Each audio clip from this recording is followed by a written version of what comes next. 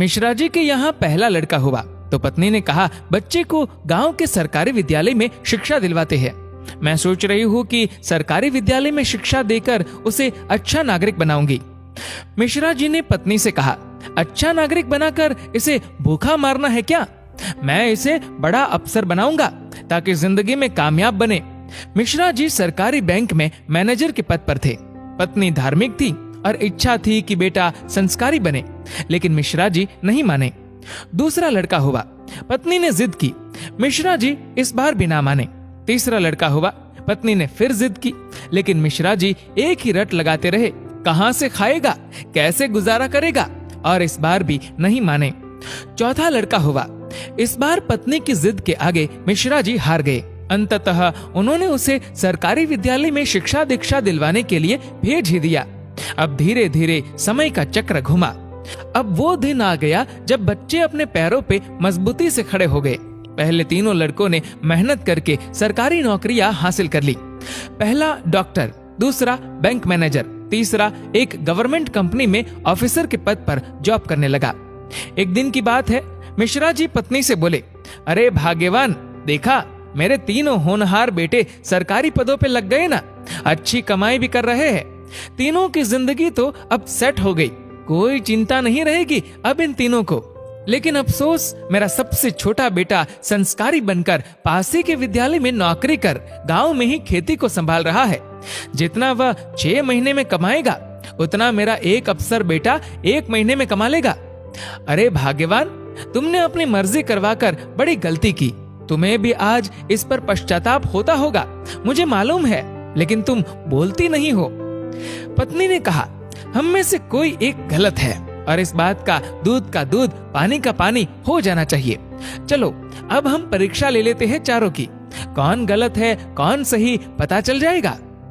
दूसरे दिन शाम के वक्त पत्नी बाल बिखरा अपनी साड़ी का पल्लू फाड़कर और चेहरे पर 1-2 नाखून के निशान मारकर आंगन में बैठ गई और पतिदेव को अंदर कमरे में छिपा दिया। बड़ा बेटा आया, पूछा, मम्मी क्या हुआ? जवाब दिया, तुम्हारे पापा ने मारा है। पहला बेटा बोला, बुढ़ा सठिया गया है क्या? कहाँ है, बुलाओ। मम्मी ने कहा, वो घर पर नहीं है, बाहर गए हैं। पहला बेटा बोला, आए तो मुझे बुला लेना, मैं कमरे में हूँ, मेरा खाना निकाल दो, मुझे भूख लगी है। ये कहकर कमरे में चला गया।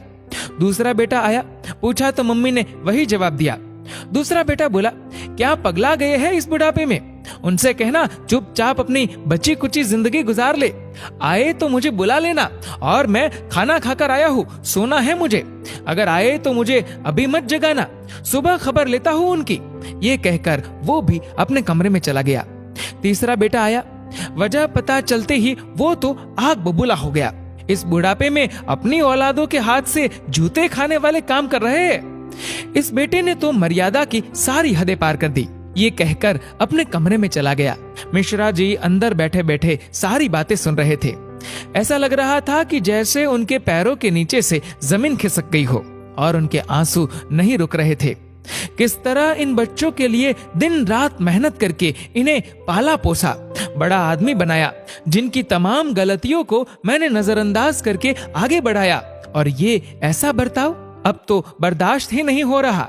इतने में चौथा बेटा घर में ओम ओम ओम करते हुए अंदर आया। माँ को इस हाल में देखा तो भागते हुए आया। पूछा तो माँ ने अब गंदे गंदे शब्दों में अपने पति को बुरा भला कहा। तो चौथे बेटे ने माँ का हाथ पकड़कर समझाया कि माँ, आप पिताश्री की अर्धांगिनी हो, वो आपके बिना अधूरे है। अगर पिताजी ने आपको कुछ कह दिया तो क्या हुआ? मैंने पिताजी को आज तक आपसे बदतमीजी से बात करते हुए नहीं देखा। वो आपसे हमेशा प्रेम से बातें करते हैं। जिन्होंने इतनी सारी खुशियां दी, आज नाराजगी से पेश आए तो क्या हुआ?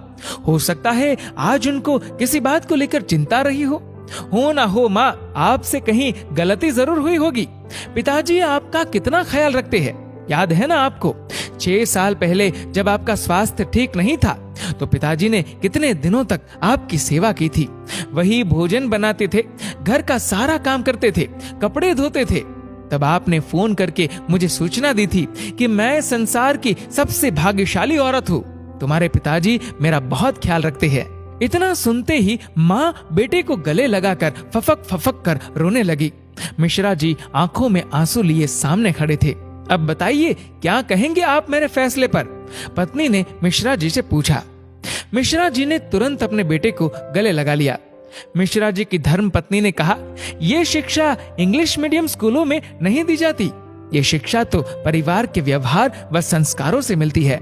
अब मिश्रा जी को एहसास हुआ, जिन बच्चों पर लाखों खर्च करके डिग्रियां दिलाई वे सब तो नकली निकले। जीवन का अंतिम समय कैसे व्यतीत होगा, इसका फैसला आपका धन नहीं बल्कि आपके द्वारा किए गए व्यवहार और दिए हुए संस्कार तय करेंगे।